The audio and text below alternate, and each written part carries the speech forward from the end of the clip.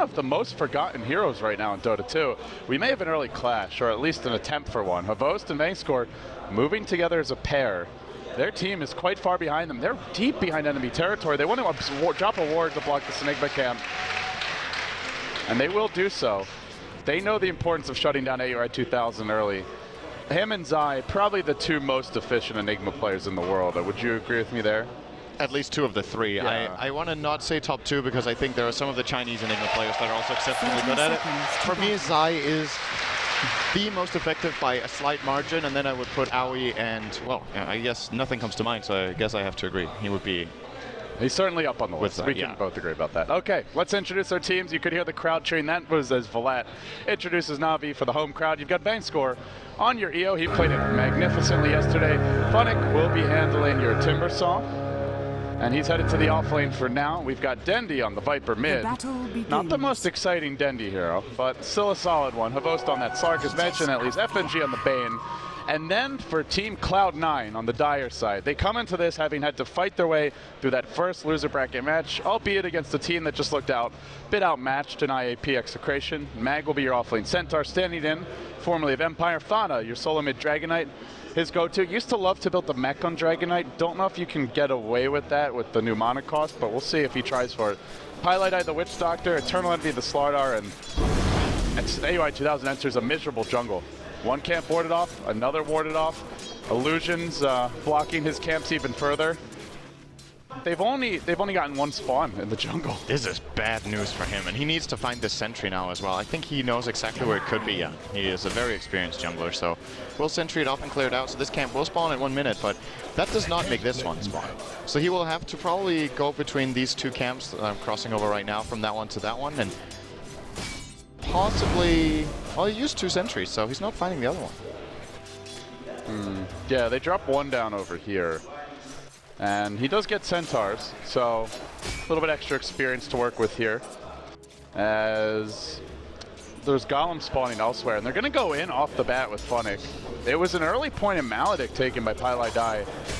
They're actually going offensive dueling with the Timbersaw Wisp. It's a bit unorthodox in, but whenever we look at Wisp, we talk about having a hero that can use mono well, and that needs the regen, wants to be aggressive, and Timbersaw fits the bill.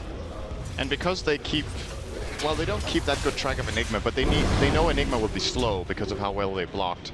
They know it's essentially a 2-on-2 lane for quite a while. So I like this decision from Na'Vi a lot. I think it's the right one. And at the same time, they will have Dendi playing Viper mid against Dragon Knight, which I said earlier should favor the Viper quite a bit, especially now that Dendi starts hitting level 3 and even level 5. And then the bottom lane, the Centaur against Slark and Bane. Also not easy. Na'Vi might win 3 lanes, but they don't have a jungler. Yeah, but it's a slow down juggler. So yeah, it looks pretty good for Na'Vi early on. Still they fall behind on net worth and experience. Again, only 2 minutes in. It's not like they're jumping out to that quick 1,000 gold lead or anything, but they're getting farm early on the Slark. Very important for Havost in particular, I think, to have a good start. He's a player who can struggle to come back if he overextends early. Sometimes just gets into frustration mode and continues to dive too far. The Timbersaw isn't farming the best, but Funnick is getting his levels, and the nice thing about these dual lanes is Na'Vi are running 2 very level-dependent supports, the Bane and the Wisp, and with the dual lanes, they both turn out to get pretty good experience here early. Maybe not as good as the Enigma, but still quite solid. Yeah, and if you're barely falling behind on golden experience 3 minutes in against an Enigma, you've actually done a good job. This looks like it's quite a bit with 500 XP and 200 gold, but by the norm of how much Enigma gets, this is... It would normally be like 750, 500, I feel. Something like that. Yeah, something along those lines. Yeah, probably right. Maybe a little less in the gold, but the experience sounds about right. Bottom lane, they've Nightmared Mag. They're going to miss the pounds! Oh, that could have been the first blood. On a Nightmare target. What an absolute airball from close. He just hesitated too long. I'm not sure why. They wanted the Nightmare to deal the max damage, right? 20 damage per second while you're slept, and then he held it for a little bit too long and just whiffs it, so...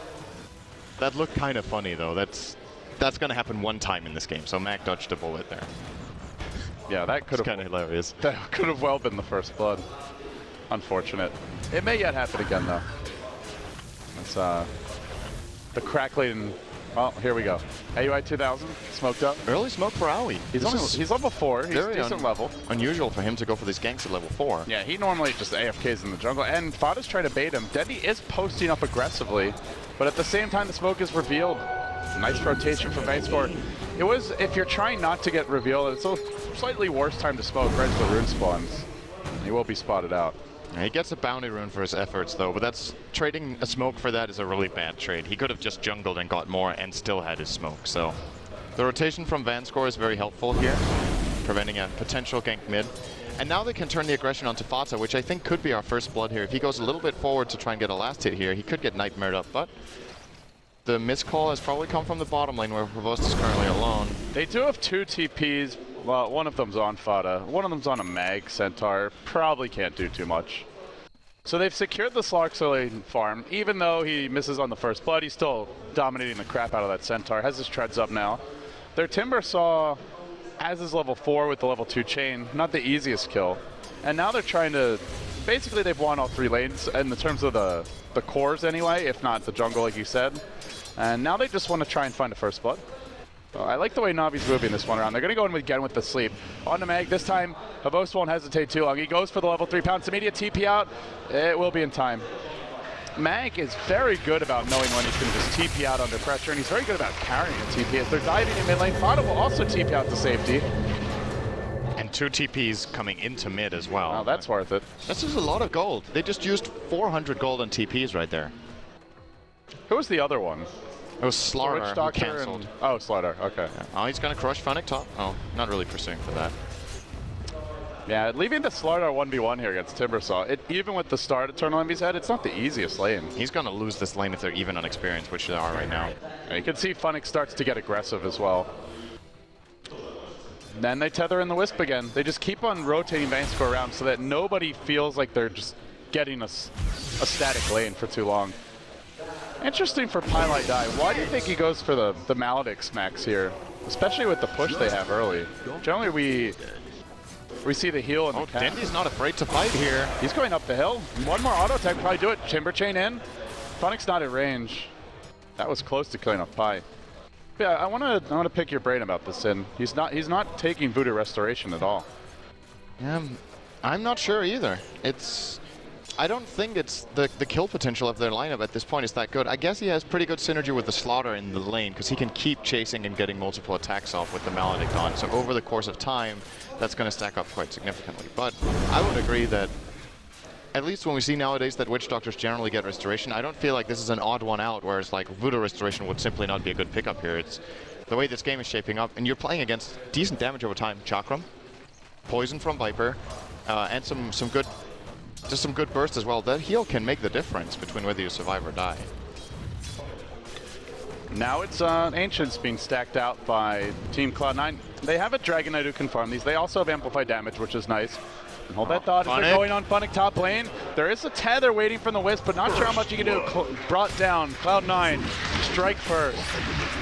Wisp would have just died if she tethered in. And wisely, Vanescore will just let his teammate go. It's good to see this different style of play from Aoi. I don't want to say he usually AFKs the jungle. It's not that uncommon for him to gank with, oh, wait a minute, mid lane, Dendy. The Maledict just paying off. Now the leap in though, Havos can try to turn this. Pylite Die dropping low, he will fall. Havos strikes back, and the crowd goes absolutely bonkers here. And they look for the second leap. He's gonna find that one too. Mag's dead, Funnick jams it in. Makes it a 2 for 2. They had a teleport scroll on Eternal Envy, and I almost feel like a Slaughter could have made a difference there, but he's not going to rotate yet. He wants that Blink Dagger, or maybe the Vanguard early.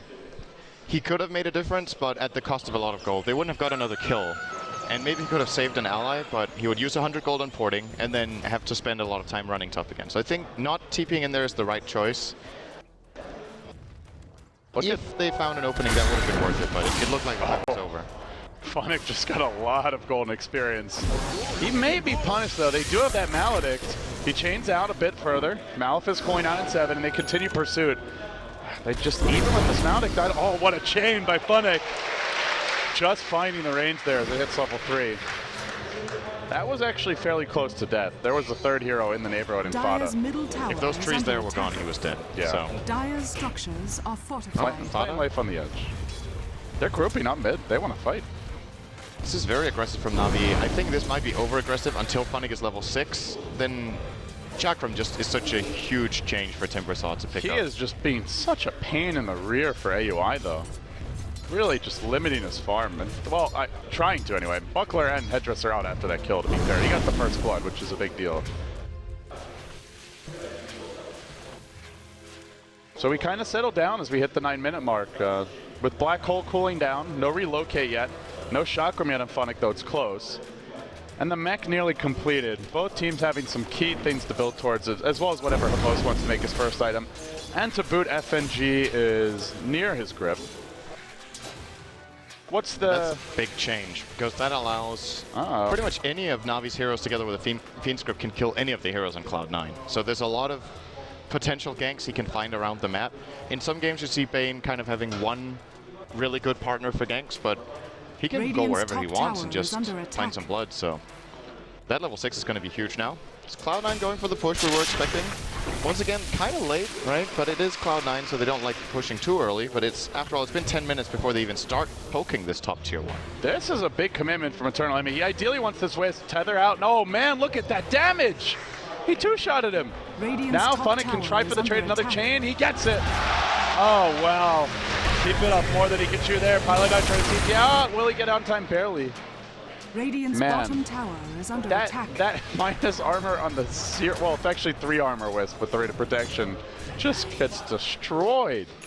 But that is costly, as Eternal Enemy did not finish farming his lake, or at least didn't buy it. I wonder if he had the gold for it. He's at 2,100 now. And in addition to that, just if you look at how much damage you usually see Whirling Death doing to strength heroes, when you have Sprint on, you take 15% additional on top of that. He just, like, Starladder just disappears. It's one of the best counters in the game.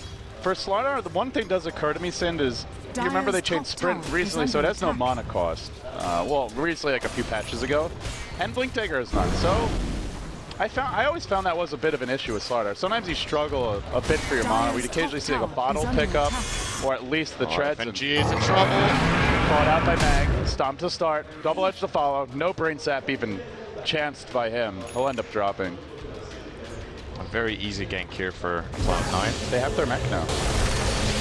Yeah, 11 minutes for Al. Pretty good timing considering how hard his jungle was countered in the beginning, as we do see Frost finding Pilot Eye in the top lane. He's going to die from Maledict though. Oh, Unless he gets a really good bottle off here.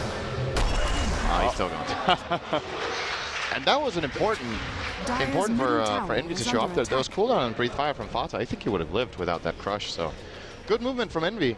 Seeing him being mobile early on is a nice change. He's usually a very static kind of carry player, but Starladder kind of demands that you move around.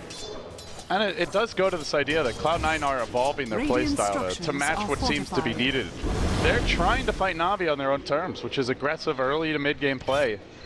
So far, it's pretty even. With that fight, Na'Vi, who had managed to scrape together a 1k gold lead, they're back to 0. The experience 1,000 favoring Cloud9. They're going to TP in their Viper to the bottom lane, but already the tower's dead. Maybe they just try to bait Denny. No, they're going to show FNG here too. He was hoping for a grip gank. One thing they really need is this level 6 in bank score. He's still 4 in 12.5 minutes, and this is a lot of their counter gank potential. I mean, not just getting the levels in, he's so squishy that I worry for him to do anything against this Starladder later on. And it's not just him it affects, it's of course his partner, Lost, who wants to play aggressively right now, but simply doesn't have the full force of backup that you generally do have from Wisp at 13 minutes. And when you run that as a dual lane, he will often be level 6, maybe sometimes 7 at this point. But he was dual laning with Timber, and afterwards he left it. Oh, mid lane, Fata's gonna get royally ganked here. Oh my. Fiend Script, Viper Strike, and a lot of burst from Funnick. They have really good solutions to strength heroes in general. The pure damage and the strength reduction of the Timber Saw. Not to mention you've got the pure damage of Brain Sap, and, well, Fiend Script, good lockdown too. A lot of nuke damage in general to boot. So the high armor of a Dragon Knight, it's pretty irrelevant this game, to be honest. At least for now. And no matter how much armor he builds up, the strength counter of Whirling Death is going to be a big issue. Top lane, again, Havost and Banks were able to strike. They find FB Starladder, picking him off. The Blink Dagger was just secured. That's a very big kill. He could relocate soon. They may even jump back in. No, they're going to retreat out for now. The walk down the river, moving towards the mid lane where Mag is lurking. And he gets hit by the Viper. Just poison attack after poison attack. Continue to pound into him. Takes tiny instances of return damage, but Mag's the one who really suffers from this. Bankscore still hanging out near top. He desperately wants that level 6. But Pylai is ready to punish this. The orbs now going to smack him once.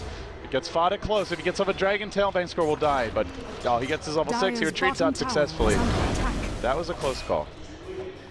But the i6. And Na'Vi are, in my opinion, controlling the map a little bit better than Cloud9 are. Sure, they lost their tier 1 tower bottom, but you saw Na'Vi getting both the runes. They're pushing out the lanes. They're instilling fear in Cloud9 of going anywhere on the lanes, because especially now that relocate is available, it's going to be tricky. This is a stereotypical Na'Vi game. At least the Na'Vi we used to see months back seem to be going a little bit back to their roots. It's a Ninja Roche. This is one thing Starladder really brings to the table.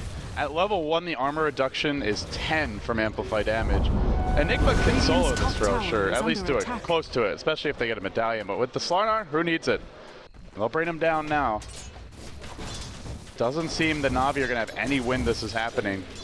Clap hurts, but not enough. Envy claims the Aegis, walks into Denny though, could lose this quickly, gets off the blink as the Viper Strike came through. They'll lose their Aegis, but they'll also lose Dendy on the side of Na'Vi. Relocate coming through. Pavos? No, they don't want to engage. Actually, it's Cloud9 who do. Stampede, they're going to head for the Wisp. Relocate, going back in 1 second. It's too late. He's gone. And now AUI goes aggressive. Na'Vi just scattering. They pomp the Aegis for only a Viper death. A nice kill for Cloud9. FATA coming in from a different angle. It's very close to going there, but Cloud9 will split out. Vanscore is, of course, visible and doesn't have a TP. Envy has hunted him pretty much to the ends of the earth here, at least to the ends of the map. And there he goes, Mag. We'll claim that kill. Good call from Cloud9 to give the kill to Mag. That's his blink and 200 gold. Yeah, double blink against Stampede to work with against a very mobile draft. You're looking at a Slark, Timbersaw, and Wisp, 3 heroes that get around quickly. You want to be able to run them down and just get that initial amplify damage on them. At which point they can really force the issue. I guess the good news for Na'Vi is they've removed that Aegis from Cloud9. So Cloud9, a lineup that could look to group and take towers with the Dragon Knight, the Enigma, the early mech. The Witch Doctor now taking a point as Voodoo Restoration, not Maxi Maledict. But without the Aegis, it gets quite a bit more tricky. And Voodoo Restoration is really good in level 1. It's a value point. It's as good on level 1 as it scales on the next 2 levels. So generally, yeah. What we usually call a value point. The reason I like not calling it a value point per se is that it also scales very well. Yeah. But I guess that's what we call a 1-point wonder, actually. The ones that just go once. Like Dragon Tail is a 1-point wonder. One of the worst scaling abilities in the game for me. Like, there's some weird things with scaling, like Shoryuken as well. You know, just get 2 points in it, don't max it. That's 100 at the first 2 levels, then not nearly as much afterwards. And the mana cost does go up, but here we go. Na'Vi gonna push in the bottom lane. AUI 2000 and Mag are ready. They've got the blink tag on the Centaur, and Havost is gonna dark pack the wave. This means he doesn't have an easy retreat. They see Dendy as well. They really wanted Eternal Envy to be here to take that jump in. And if Na'Vi are not committing to that, they're losing their top tower. This is just a bad strategic play. If they try to TP out, they might even get caught. Oh well, wait, there's the smoke. Relocate. Smoke Bane will get a long-range grip. And now the jump in from Bankscore. They've even brought in Funnick. 4 heroes just ascending on FATA. They try to chase out the lone hero left alone, though. It's Dendy caught in the bottom lane during this time. Eternal Envy and Mag combined. Witch Doctor ult secures it. So it's a Viper traded, but not done yet. Oh, Mag will TP out. These TP outs are really going to be a problem for Na'Vi, I feel. And in fact, the Wisp of Bankscore may go down too. Crush the ground. Oh, it didn't matter. Yeah. And get towards your BKB if you're Envy. He's got it. Soon. Only about 1,000 gold short of that. I'm curious to what you think about the Timbersaw in this game, because when I saw the draft, I was considering an early BKB on Timber in this game is really good. You generally want a mana item first, so either Bloodstone or often we see Yules as well. And I feel like in this game, Yule's BKB would be a really good build-up, and then maybe an Egg Scepter. It looks like he's going for the Bloodstone, though. Of course, he did have good farm, but committing into fights is still tricky against 5 stunners as Timber, where if you have Yules, you can like remove amplify damage, you can dodge a stun, you can set up your Chakram very easily. It has good synergy with the Slark Pounce. There's like a lot of things from Yules, and then do you think he goes BKB as his next item, I guess is the question. I kind of think you have to. There's so much lockdown from Cloud9. It's not that much magic damage, to be honest. It's just the stuns that prevent him from, even if he doesn't die, he's not chaining through them properly. He's not able to get off his full complement of spells as easily. And he needs to do quick damage, because if he doesn't, the Wisp on the backlines is just total food. The Bane is going to be, he's going to be prevented from getting off good duration grips. I think at the big team fights, he has to be the one that goes in first, just to draw focus fire off the rest of the team. So yeah, I'm with you that I think BKB first would have been very strong, but not absolutely first. Yeah, I think Timber's weak without the mana. Arcane Boots, and then maybe you get like a Soul Ring or something. That's true. He could have gone the Soul Ring build and then go into Bloodstone later. But we'll see how, if Funix farm continues the way it has so far. I think it's not unrealistic for him to have a BKB at about the 30-minute mark. Lost is going to get open on the bottom lane. Will Pounce here does not have Blink available. Down base score. Highlight die was ready. Oh no. No relocate out. He'll drop to the Maledic damage. Then they Black Hole to Boast. They lose 2 on the bottom. Very well executed gank. Cloud9 so smart. Play. They know how that Wisp Rat works. They're going to trade a tier 1 though. No, Dendy didn't get it.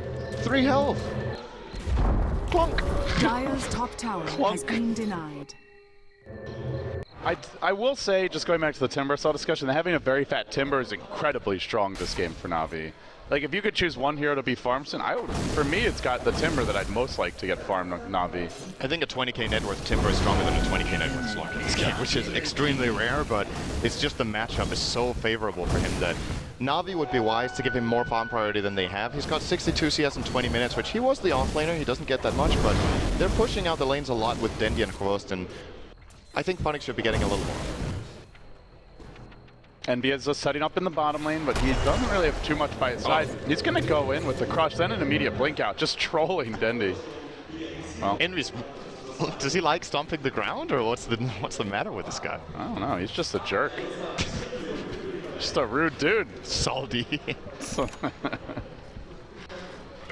They do get their BKB now on C9, and BKBs are also very important for them to deal with the Timber Saw, and that's 1 for him, 1 coming soon for your Eternal Envy Starladder, up to 400 gold. Centaur nowhere near 1. The Enigma is building 1. They're going to have triple BKB, maybe like 24-ish minutes, 25 minutes perhaps. Na'Vi struggle against those BKBs. They have 1 hero to even provide lockdown through them. And with Cloud9 building this kind of advantage, you just know that the next Roche is probably going to go their way as well. So if they can control the map, especially the tier 1 tower mid, I think is on the menu for Cloud9, but haven't managed to take that 22 minutes in, which is pretty rare when you run a solo mid Dragon Knight, but Na'Vi have done a good job at controlling that and not making that happen, but he was also laning against the Viper. Yeah, that's true. But they find the rat. Eternal, or AOI 2000 hiding in the trees. Trying to retreat out. They have a grip at the ready. He worms his way through. Maybe they don't. In fact, he mechs. They just can't finish him now. Eternal Envy wants to go in. Dark Tech was used by Hobos. They're going to clear out the tree line. Defensive sleep was deployed. FNG just going to TP out while Hobos is retreating to the right. He leaps in. Eternal Envy looking for that stomp. Oh, too late. Just a half second. The ground. He loves the ground. But he had cooldown on it that time, I believe. Yeah. They did lose their Wisp, though. Again. That's true. Rough Wisp game. Hard game for Vanscore. They flank him very well. They have these blink daggers, and we'll probably get a tier 2 tower for this as well. Very good play from Cloud9, and more aggressive than we're used to seeing. As we talked about earlier, they are more hungry for getting out on the map, and they've been doing a really good job this game. They get very strong in their 5-man now with the BKBs. The heal hits level 3 too. They've got an urn out, a charge on that. You know, hold that thought. We're going to have an engagement. FNG caught out. He slept for now. They're going to chain running through. BKB now deployed by FATA, and the Death Ward just crashes into the post, not really finishing him off, doing decent spread damage to everyone, but no single target burst. As Pylai Die continues to retreat, they have not lost anyone aside from the Bane, and they're going to clean up Pi. Na'Vi looking for more. The TP out from AUI. There's just so little to cancel these TPs. And with the Bane dead, there's nothing. A lot of BKBs coming out this game. Starladder triple. That was Enigma and Starladder, right? At the same time. simultaneous BKB purchases for Cloud9. In the next team fight, they just flat out win because of that. Na'Vi do not have any tools to deal with it. So they need to find a way for the BKBs to get worn down. And that is probably the best way of doing that is skirmishing with the IO and forcing them to just BKB and they just pull out. You just go for relocate ganks to pull out those BKB charges. Because face on 5-on-5s, I don't really give Na'Vi a chance right now. Rune going to spawn at 24 minutes. Let's see if it's anything big, because Na'Vi are currently camping it out with Havos. So, can they split push? I mean, that's where I worry the lineup they're up against. They're up against Stampede, double Blink Initiators. I feel like Starladder is one of the best heroes to punish a team that's trying to avoid fights. Yeah, because he can mostly solo heroes. He is really good as a one-on-one hero. Yeah, he's a dirty anti-carry. He's also very good against the Wisp, and I actually want... maybe that's... Close has found Mag. Out of nowhere, he's pounced up. Nah. And he's dead. They will rotate in, though. Na'Vi finally getting a kill without immediate retaliation from Cloud9.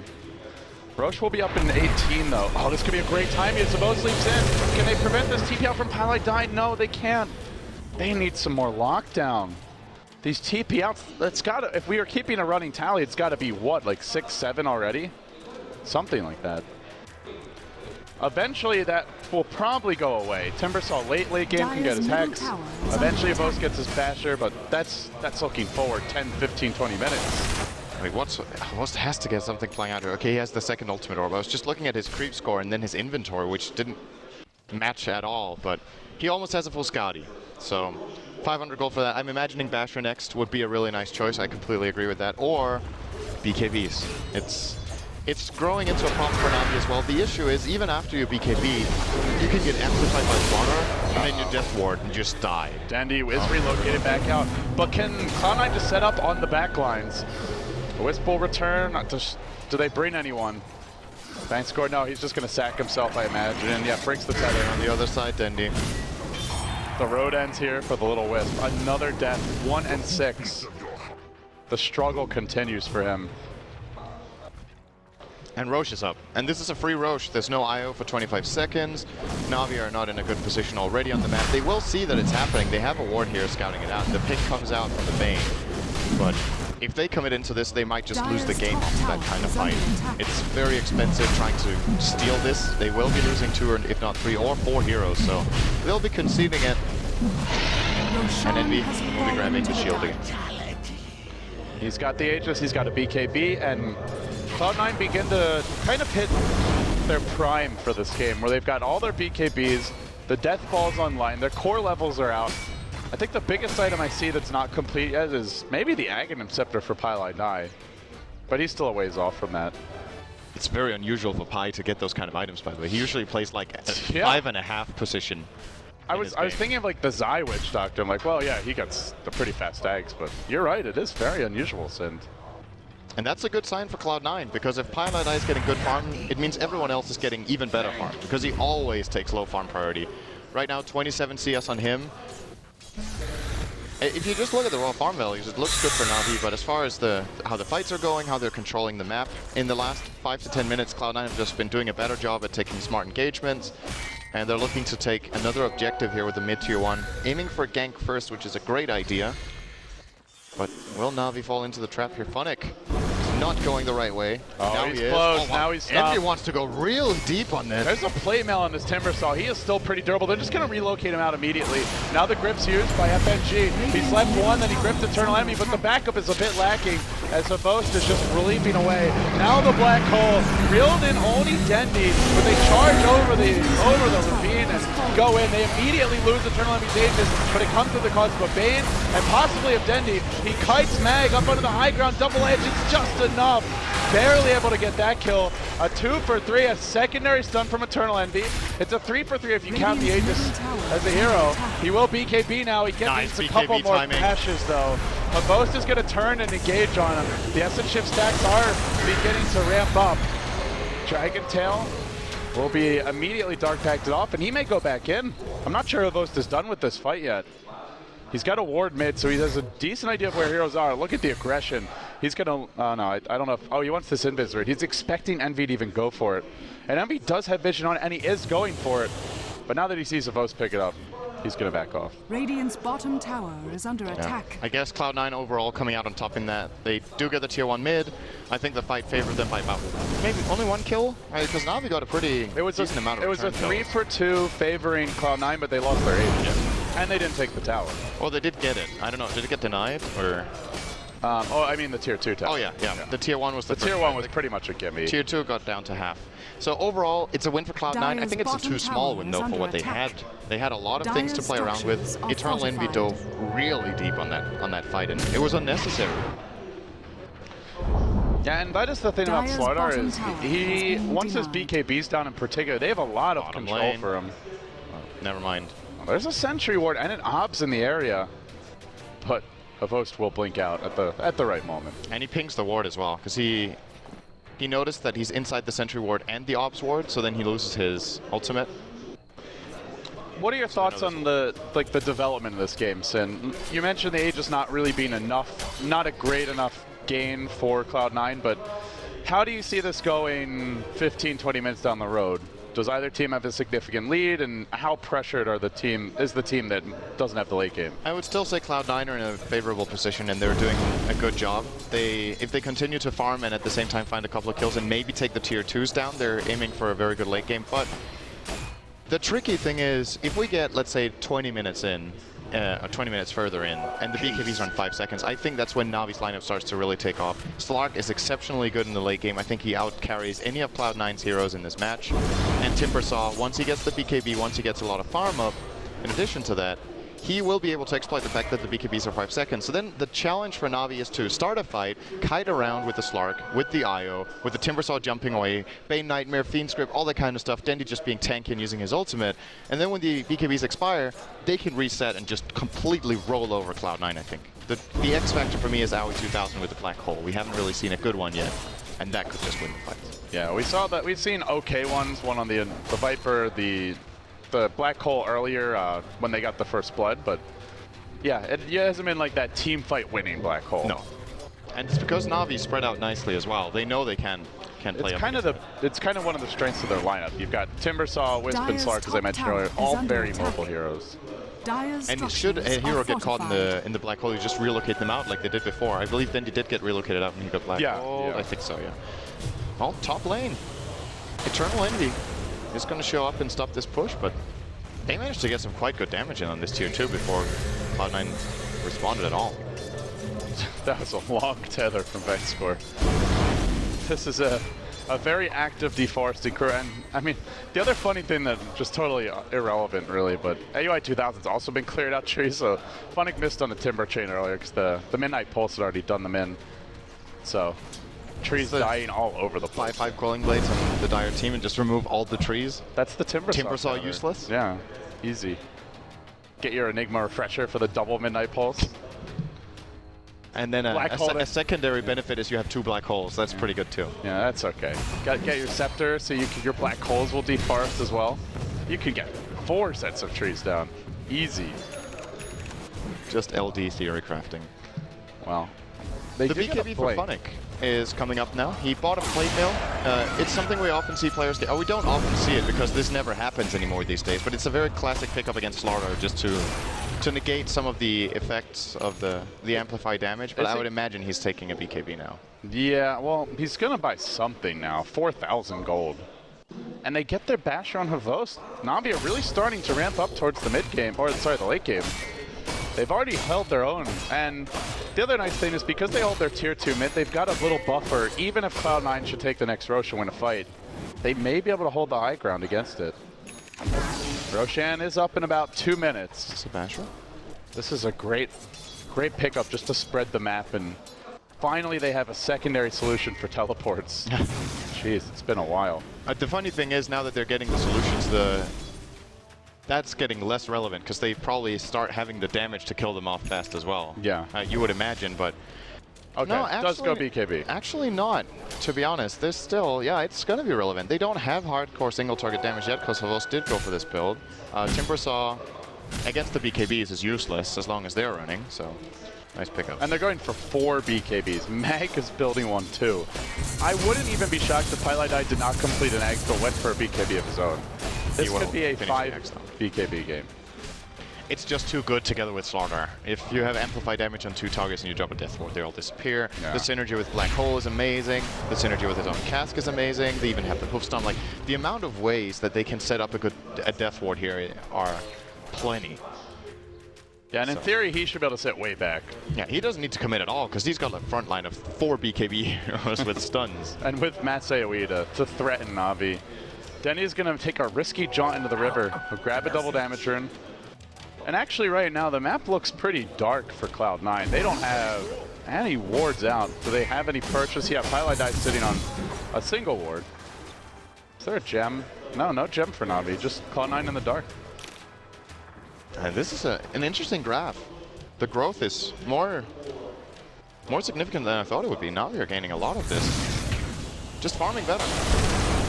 Is it this next stage? Just like, is that the time where Cloud9 have to win this game? I don't think there's a time when they have to win the game. No matter how late this goes, I think they still have a good chance. I would still say Na'Vi's lineup, mainly just because of BKBs, will probably be doing better late game when the BKBs are low, but as long as fights don't happen, they don't use their BKB charges anyway. So the main thing for Cloud9 is to do something about the fact that they're getting out farmed, but they obviously don't have an idea about that because they can't see the graphs. Yeah. So this is about gut feeling, and maybe they feel like they're farming okay. So that could be a little scary for them. They may find Dendy here. BKB is online. Yeah, They may have to. Oh, that got the first time. Now they can reserve the black hole. Casket, perfect chain stun from C9. Then they does get the kill. buyback. There, even Havos was thinking about going in. Now he's going to farm a camp right next to where Cloud9 was standing before. They have to blink black hole. Na'Vi needs to get out. If he stops to farm one more camp, he may end up going down. Malefice will be dark packed off. AUI 2000 still surging forward. But that's where the aggression will end. They could claim Roche right now if they want it. I'm not sure if they know it's up. Is this courier going to scout it? Looks like it will. Yep. And it's up. It's going to be pinged now by Cloud9. They'll go there. Maybe they take the tower mid first. Maybe not. They're thinking about it. They go in with the Malefice to start on Funnick. Then the amplified damage to follow from Eternal Envy. Now they get eyes on him. And now they go Roche. Now they'll know if this Timbersaw tries anything fancy. I don't think they even need to know that. Eternal Envy is level 4 amp. Just watch this Roshan die now. They'll Malefice proc it or Witch Doctor stun. There we go. And I'm going to say 10 seconds. Did you say level 4 amp? Did I? I think you did. It's pretty good. Minus 50 armor. Axe upgrade. Amplified damage caster. It just Amplified damage has 500 AoE. It's just because you're casting Havost. The 4s are already streaming through your brain. I've really tried hard to think of other numbers in the last 15 minutes, but I always come back to the number 4. Yeah, I see it when I'm sleeping. When I'm awake as well. It dominates your mind. Easy Roche though. Slaughter gets the Aegis. Who got the cheese? Did they put it on the Dragon Knight? FATA, Yes, yeah. they did. And he has a completed Mjolnir. He is probably their main carry late game, and he does have his level 3 ult. Eternal Envy fishing for a blink stomp. Havost is amped, but he can dark pack this off. He's got his ult ready to go. It's the Wisp that needs to be worried. Eternal Envy walking in. Oh my god, look at the damage! And then he goes in again. He's got a BKB. That's an instant Aegis pop. Now Na'Vi just want to retreat out. They've used the Viper Strike to slow down FATA, prevent his fight as they grip AUI 2000, but then the stomp comes through. AUI fishing for that black hole. It's on to Funnick. He'll claim the Funnick lockdown, but he's tanky. He survives, and still the Slark stands, and they're wrapping around from the back. The Viper working together with the Slark. They pounce on the FATA. BKBs are down. He's got cheese. He's got cheese, though. This could be trouble for a Avos. He doesn't really have much backup left. That Wisp is so frail. And he dark packs again. Jumping onto Eternal Envy, but he gets overrun a bit. Centaur jams in 1. They kill off Avos. It's 4 dead. The lone respawn. Actually, it was 5, I believe. Did Funnick? Yeah, Oh, did they all died. He died? Bloodstone brought him back. Yeah, great instant team respawn. fight execution from Cloud9. Just kiting around as much as Na'Vi are kiting around. Like the BKB wasn't even that useful, to be honest. He actually Aegis. bloodstone suicided, by the way. I meant the Aegis of Envy. He died before the fight even broke out, but it baited Na'Vi at least into fighting. But well, without the cheese on FATA, they do lose it though. So that was because of that edge. Now, what Na'Vi need to do is to find another fight before the next Roche, because else it's going to be the same story all over again. So can they get a bit out on the aggressive? Can they find the opening? And maybe even fight before Black Hole is up. It's a 2-minute cooldown from now. They're respawning on Horst in 30. I think they should really be hungry for fighting it. Would be nice. They still have some decent vision, this Observer Ward, spotting out Cloud9 in their own woods. Witch Doctor now is his Ags, so the Death Ward could be very, very relevant. We still have yet to see a Black Hole that's caught more than one hero, I believe. Yeah, there's the first blood top, the one bottom on the Viper, and just that one now. Again, a solo Black Hole. And that means, you know, if they're still winning the fights with one-man Black Holes, if there is a multi-hero Black Hole, the fight is over. That's how strong Cloud9 are right now. So with the decision-making, or the decision to put it on Timbersaw, I think was perfectly valid. He keeps him out for the entire duration of the Black Hole to 4 seconds, and then during the BKB as well, so that one expired, and then they could just kite and stun. Oh, FATA gets jumped now, but the leap won't work as he's BKB'd main score. He relocates into trouble. Oh, he's in trouble too. Oh, with the Death Ward, the amp damage, it's way too much. Home ball to this. I believe. One more auto attack. Yeah, he's done for it. And then Eternal Envy, sensing weakness, charges in on FNG, looking for Funix. They know FNG's done for. That's 3, but they want this 4th kill. BKB dodges it. He does so much damage, but they just can't finish kills with him. And now it's Havost, the last man yet to be damaged, who's forced back. This is a tier 2 and a tier 3. Radiant's middle tower. I don't think Na'Vi have enough in the tank for this fight. They better, because Cloud9 are taking racks otherwise. Could be 2 lanes, but the bottom lane also exposed. They're only dead for 15 here, but they're feeling strong. Their Black Hole's cooling down in 19. I don't even know if they back. The BKB's up in 30, 10, and they go in again. Stun on the Funix. Maybe they played safe. Leap in, catch up FATA. Now they're going to bring in the Wisp. Working on him. His BKB up in 1 second. So BKB now, saving his life for a moment. But the chase continues. Dragon Tail now. It won't be Dark Pecked off. They stomp again. But this allows Funix to get in range. Then they grip Mag on the way out. Chaining forward is Funix. He brings down 1. They're going to find 2 here with Mag falling. A double core takedown. Now the TP's out. Funix out of mana, fortunately, for Team Cloud9.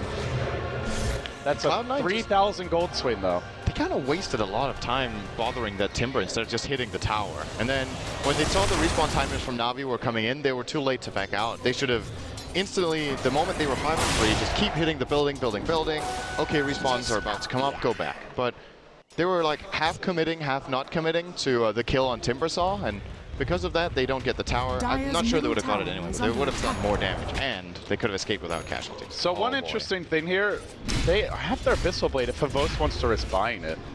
And up against all these BKB Sin, this could be, I mean, I mentioned canceling TPs. He's actually going to buy it. He's going to disassemble it for a Rapier later on.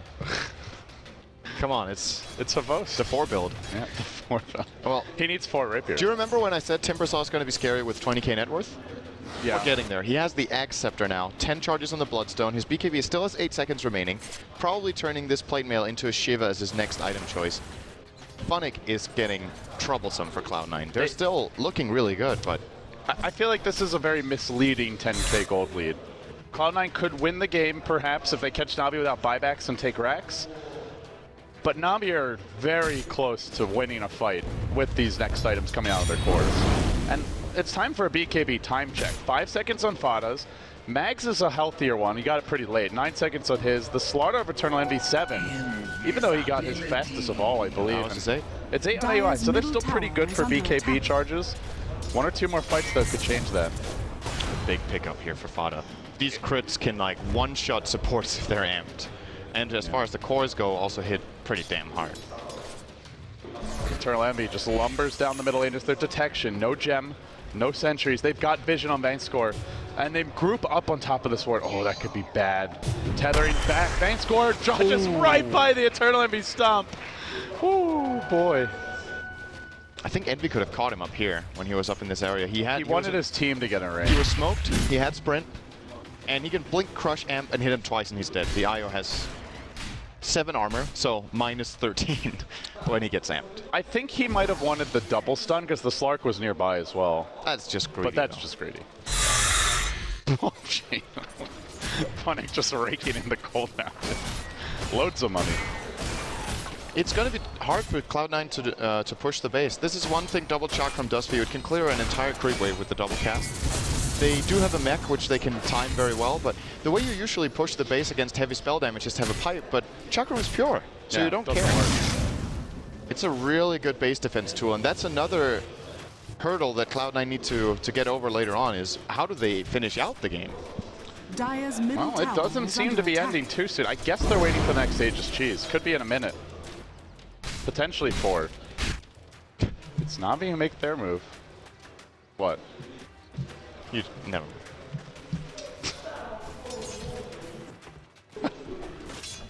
Is it slowly? Are we just not allowed to use the number anymore? Okay, you did. Okay, you did catch up to it, but I was. Well, never mind. See, your brain's just in the gutter, man. Yeah. Get lost. Na'Vi going to control the Dire jungle at this point. Good aggressive warding from them as well. This one on the cliff here giving some good vision. They see the top rune. They will find a DD, by the way, which I think Vanscore kind of wants to bottle every rune so he can just keep his bottle going, but might want to give that over to the Slog's bottle. Not only is Funny deep pushing, he's aggressively pushing with this double chakra. He's like managed to slowly just push the creep equilibrium well past the river, and another chakram coming out. He's killing Eidolons as fast as they spawn. And Cloud9 don't have much vision on the map. They have one aggressive here, and then their other one is defensive at Roche, so they don't really know where Na'Vi are. So when Funny is in the front, they will intuitively or instinctively, sorry, assume that it's a bait half the time at least, or maybe more. So Funny can get away with these aggressive plays. They're doing a good job of keeping their farm up too, as it's within an 8,000 gold lead. It's not really going Cloud9's way. Cloud9 are the ones sticking together more, and they're even pushing in with that double damager. Havos blinks forward. There's a glyph ready, and Cloud9 are going to take a fight if Na'Vi stick around. They're sending everyone back. Eternal Envy going the safe direction. They were initially looking for a straight backstab, but that allows Havos to take a tier 2 unchecked. He's getting big. He sprints back. 4.2k gold. The Timbersaw and the Slark are back on top. There was a long period where they weren't. But together they've managed to claim their spots atop the farm chart. And I'm wondering what you build now on the Slark. I think it's a tough call. I was thinking Daedalus just to hit extremely hard with, especially when you start stacking up some agility with Essence Shift, but maybe that's a bit too offensive. Maybe it needs a hybrid item. Maybe like Butterfly? Or you're up against a very fat dragon item. Or maybe the BKB is still a good choice. There's Witch Doctor. He's exceptionally good at using the Dark Pact though, but it's you're still against 5 stuns. It's not an easy task. Yeah, they haven't been able to solo Black Hole him, but if that changes, then it could be an item. If they solo Black Hole him, they just relocate him out. That's true. So, and that's another reason why he might not be thinking defensive, is that he's overcharged the whole fight. He has lifesteal from the Vlad, and I was just keeping on healing himself to bring up close, so maybe it is time for an aggressive item. I guess he makes up his mind soon. He's on 5k gold, doesn't have to buy just yet, but about time in like 2 or 3 minutes he should be making a choice. Look at the golden XP, by the way. There's been one thing happening, like when you look at the bottom, this one green box is Havos taking a tower. So Speaking of Havos, he's on the move. He walks right through everyone. He gets caught out with the stun and just melts. They've been Black Hole, expected it to take longer. Oh, what's just happened? They had a gem on AUI 2000 and he just walked into the entire enemy team.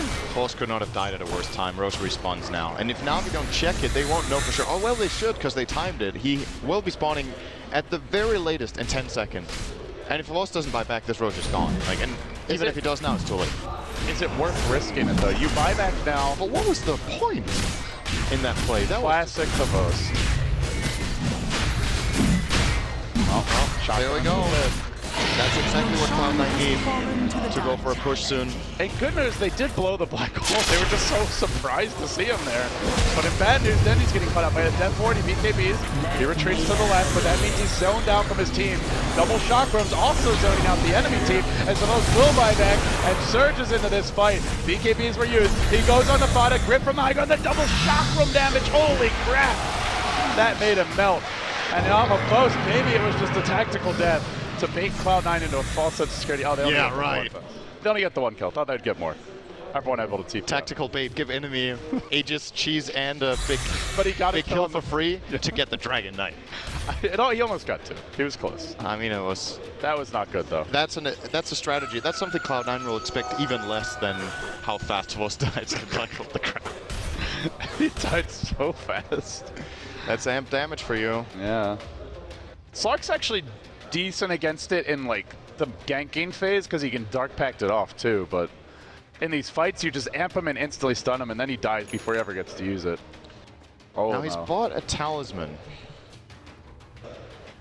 And the obvious choice here would be the butterfly, which I also do believe he's going for. But looking aside from him for his team, Halberd, not a bad item to consider now going into the late game. The Dragon Knight with a 5-second BKB, Halberding him out is a really big play. Same with the Slaughter, also now down to a 6-second BKB.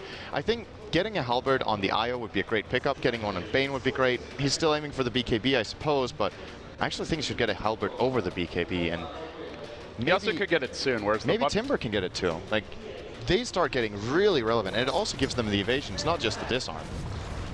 I also do want to point out, we've been talking so much about amplified damage. Minus 20 armor from Eternal Envy, another minus 5 from the Assault Cuirass. Na'Vi has itemized pretty well to deal with this. I mean, as well as you can. The early play Mount Funnick, that's plus 10 armor for him. Slark gets a lot of plus armor from all of his agility. Dendy has built an Assault Cuirass and has the mech of his own, plus the Reign of Aquila. And they have a Vlad's on the Wisp. So collectively, they've got to have like plus 15 to 20 armor in their own right. It still makes them squishy, but imagine if they didn't have this armor. Yeah. I think they've itemized pretty intelligently overall. They just have to generally execute. think in most late game situations you want to have a Vlad and an AC in pretty much every game, because the things that really scale in Dota for late game are damage and armor. Spells don't scale, so you want to prepare yourself by armoring up your entire team, and Vlad's Cuirass are the choices for that. So I like those choices a lot as well. I think it's perfect for, especially for this game, even more so than the norm. Funnick is now officially the lead farmer. We were wondering if Timbersaw could be the true one-position late game for Na'Vi, and he's basically arrived. And he's got a plate mail. He's also got a Shiva's Guard ready if he wants to purchase it. And Navost will single-handedly force in the mid lane. That is a bold maneuver. He did see a few top for Cloud9. He retreats out quickly. The Wisp of Vaynescore almost stomped mid-tether. Actually did get stunned, but he kept on moving for like a quarter of a second before the stun proc happened, which is enough to get him back to safety. Funnick will help them deward as they retreat. They cover the path of Avost as he continues. Vaynescore's just getting dragged around like there's magnets pushing him. Oh, Starladder of Envy. Funnick will do this. As BKB is going to change, he's going to TV out. Is there a bash? There's a black hole. There's a refresher up on AI. He'll have a second, and they caught Vaynescore. But, well, I say they're going to kill Funnick. He got black hole once. He's fine. Secondary black hole can be used. Do they really want to double black hole? No, he's going to Bloodstone to nice himself. And here comes the black hole on the ground. They didn't expect him to die that fast, right? He didn't even take damage during that black hole. No. That was ridiculous. To be fair, I also think no one was hitting him. Yeah. So they're that's just kind of to be expected. Yeah. They just went for the IO. It was the better play. They got him anyway. So Cloud9 with 2 good kills. The respawn time of IO is low though, and Timbersaw respawning soon as well because of that Bloodstone. So. Okay, there's your Shiva's Guard. Can't push the base, yep. Oh, no, don't let Eternal Envy snipe, but he gets vision, he kills it! Still there's buyback on Timbersaw, but a nice pick off That's from a him. 3-minute wait time to get that With Shiva's the Guard. Aegis up for, well, only like 30 more seconds. Okay, well they're gonna go now anyway, but that does mean there's no Shivas for the base defense. That's a big pick by Eternal Envy. Using the Envy vision to his advantage. He'll be in the front lines here with FATA by his side, has his ultimate. They wait out the glyph, the double shock from shredding this wave. But FATA won't be quite so easy to bring down. He brings down the first tower. At long last, they breach the base. Can they fully knock a hold down? They're trying for it. They stomp onto Vaynescore. Still focused on the Rex, but now Havos latches onto FATA. He goes in, the leap through the BKB won't work, and now they black hole him. If he dies back here, it might be game relocating for Vaynescore. Not gonna happen. He got stunned somewhere along the way, and Havos will fall too, leaping in. That might be it. With the dieback, he's dead for 100. Na'Vi on home turf falling short. Cloud9 are fighting into the double chakram. Never mind double chakram. Yeah. Yeah. It's close though. It might be. They're going to rotate towards mid. They could get megas now. That tier 2 top they took earlier might secure it. They still have cheese. And they go in again with Eternal Envy. He's just clearing out Huts a bit, zoning back the rest of Na'Vi. Double Chakram is enough to do good AoE damage, but not enough to actually force any one hero back. And now they go for the Juggler. The Mag Stomp is there. The Starladder joins in. Your Bash Brothers for Cloud9 right in the front door. Dandy forced back. 2 lanes of Rax to be claimed. Avo still dead for a full minute. There's Cheese still ready, and they go for the Megas. That Havos death earlier, when he walked up the hill, was forced to buy back, and they still gave up Aegis Cheese, may have just cost Na'Vi their chances at continuing at Starladder. Funny even missing the Timber Chain here. He could end up paying with his life as well. There is a Crush available now. Will not hit a mid chain though. Yeah, he's going to BKB and try to turn. There was a grip during that time. They did not actually get Megas. They're still in this just by the skin of their teeth. But Cloud9 can back off and just wait for one more Roche send. I also don't understand this bottom fight that happened here where Kavos did get caught out. He opened on the Dragon Knight, who had the cheese. And realistically, there's no way now they kill that hero. So if they commit a lot of resources to going on him, they will be turned on. The Black Hole will inevitably come. And since he does have a Blink Dagger and they have a fairly mobile team with the Timber Saw and even the Aya Relocate, I think that was just a bad target call going on the DK. There were alternatives. They could have tried to find the Witch Doctor at the back, could have maybe found the Slaughter and jumped on him, or they could have jumped on the Enigma perhaps, but then you force out the Black Hole. Should he be the one opening as well, considering that's another good question. It's just... Funnick bought back eventually in that fight, but maybe he should have been opening first. It is also just extremely hard for Na'Vi to open a fight in general. When they run into Cloud9 in a choke point like that, the Black Hole will be a really big problem. Maybe he had to go for that play. It was just a very low chance one. We're seeing quite a dichotomy here. 5 buybacks for Cloud9. They have 10 lives, maybe 12 soon with the Aegis Cheese, and Na'Vi have 5. It's more than a cat. Cloud9 have gone beyond that. Shiva's finally picked up though as the courier respawn, so he at least gets some additional armor, but for 55 minutes, he's been outpaced by the Dragon Knight. I didn't think that would happen. Item not allowed for my hero?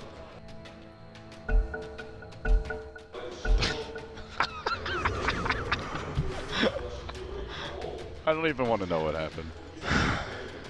Envy wanted to buy a Basher on his Slaughter. Yeah. Banned. And that's not allowed. Yeah, it's against the rules of Dota. Now he's wondering what to buy. Okay, he decides on a Halberd.